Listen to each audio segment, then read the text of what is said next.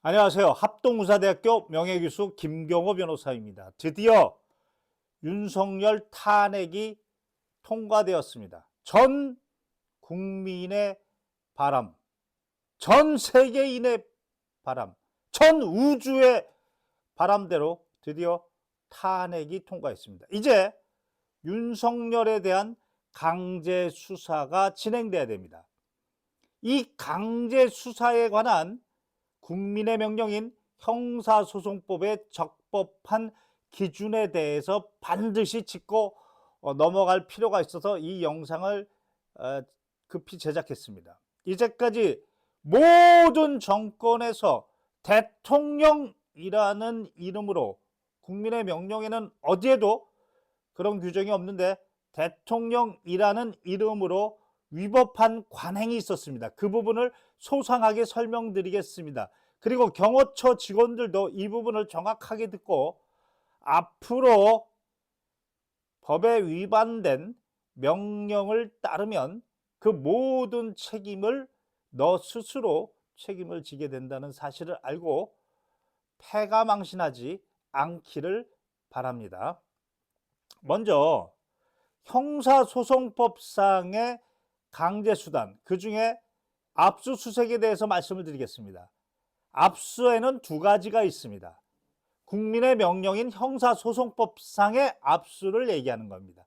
두 가지가 있습니다. 하나는 법원의 영장을 발부받는 압수, 형사소송법 106조입니다. 그런데 108조에 이미 제출 형식의 압수가 있습니다. 압수라는 것은 제출하고 나면 돌려받을 수 없다. 그러니까 강제성이 있는 거죠. 106조의 영장에 의한 압수는 수사관의 손으로 압수하는 겁니다. 그런데 108조는 증거의 소유자 등이 그의 손으로 전달해 주는 걸 압수하는 겁니다. 그리고 형사소송법 109조는 수색이 규정되어 있는데 수색은 영장에 의해서 수색을 합니다. 역시 수사관의 손으로 하는 겁니다. 정리하면 법원에서 대통령실에 압수수색 영장을 발부해 준다는 것은 수사관이 수사관의 손으로 수색을 하고 수색관에 발견된 증거를 수사관이 손으로 압수한다는 겁니다. 그걸 방해하면 공무집행 방해가 되는 겁니다.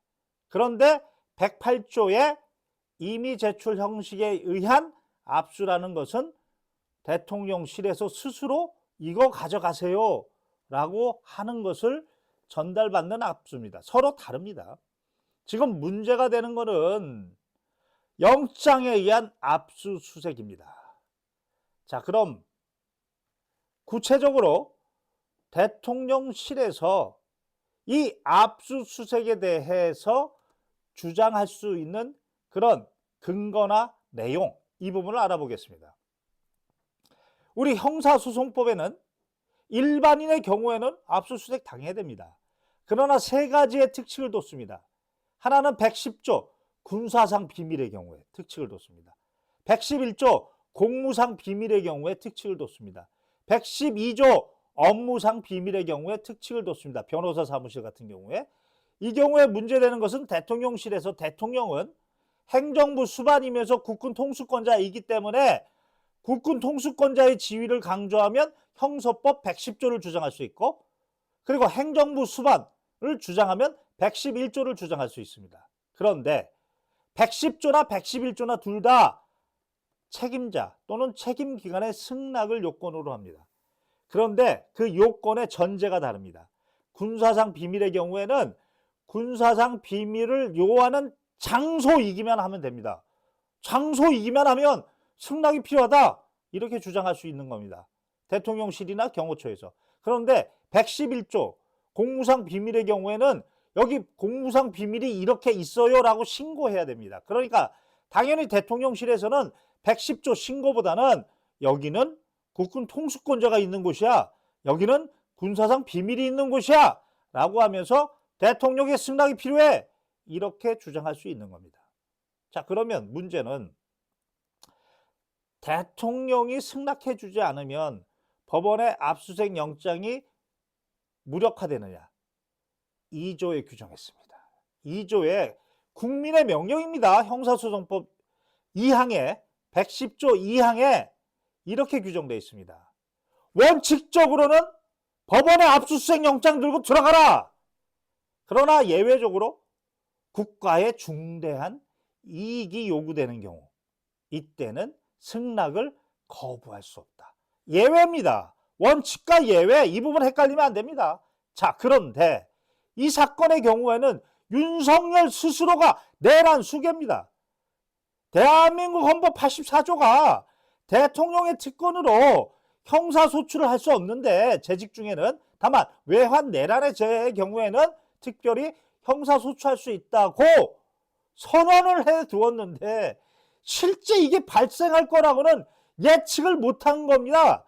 헌법을 제정한 권력자나 우리 주권자 국민들도. 그러니까 후속 조치를 구체적으로 어떻게 해야 될지를 만들지 않은 겁니다. 그러니까 지금 이런 사태가 벌어진 겁니다. 따라서 윤석열이가 지금 압수수색을 거부하는 것은, 승낙을 요구한다, 거부하는 것은 자신의 핸드폰 여기저기 전화질한 거, 이 내란 수괴의 증거, 이거를 인멸하려고 하는 겁니다. 이거를 인멸하는 것이 국가의 중대한 이익을 보호하는 겁니까? 오히려 헌법을 수호하기 위해서 저 무도한 자를 처벌하기 위해서는, 저 핸드폰을 뺏기 위해서는 압수수색하는 것이 오히려 국가의 중대한 이익을 보호하는 겁니다. 경호처 직원들 잘 들어라. 따라서 이번 윤석열 내란 사건에 있어서는 형사소송법 110조에 따라서 1항에 따라서 공조볼에서 압수수색 영장 들고 가서 압수수색하러 들어갑니다. 그러면 대통령실이나 경호처에서는 그 책임자 대통령이 승낙하지 않았어요 라고 거부하더라도 바로 2항에 따라서 그거는 개가 침 뱉을 소리다. 턱도 없는 소리 하지 마라. 지금 이거는 증거인멸이지 윤석열을 보호하는 게 국가의 중대한 이익을 보호하는 게 아니다 라고 들어가는 겁니다. 그게 법원의 영장이에요.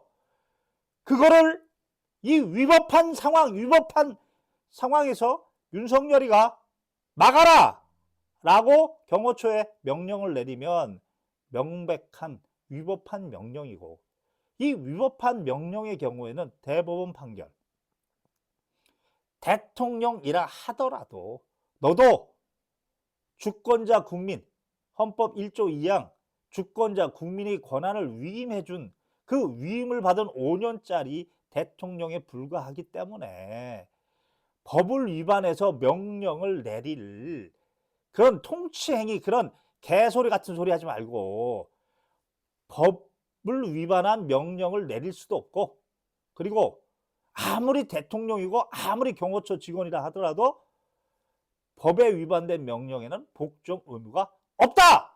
이게 대법원 판결이에요. 그리고 이 위법한 내용을 공조본 수사관들이 설명을 했는데도 불구하고 막고 있다. 그러면 너 책임져야 된다. 그리고 헌법재판소 결정도 법률에 근거해서만이 상급자의 명령이 적법한 거지. 단지 상급자란 이유만으로 명령이 적법하지 않다. 이거는 대통령도 마찬가지다. 이게 헌법재판소 결정입니다. 따라서 이제 탄핵이 결정됐습니다. 바로 압수수색을 들어가야 됩니다. 현행범 지금도 내란이 진행 중입니다. 그리고 경호처 직원들이 막으면 이 설명을 하고, 그래도 막으면 공무집행방해 형법 136조, 특히 이들은 무기를 휴대하고 있기 때문에 형법 144조 특수 공무집행방해로 가중이 되고, 극렬하게 막으면 윤석열 내란 수괴의 내란 종범으로, 내란죄로 처벌받을 수 있다는 사실, 그 점을 강력하게 알려드립니다. 양복 잘 입고 등치 좋다고 머리까지 비워놓고 경호처에서 근무하지 말길 바랍니다. 이상 합동문사대학교 명예교수 김경호 변호사였습니다.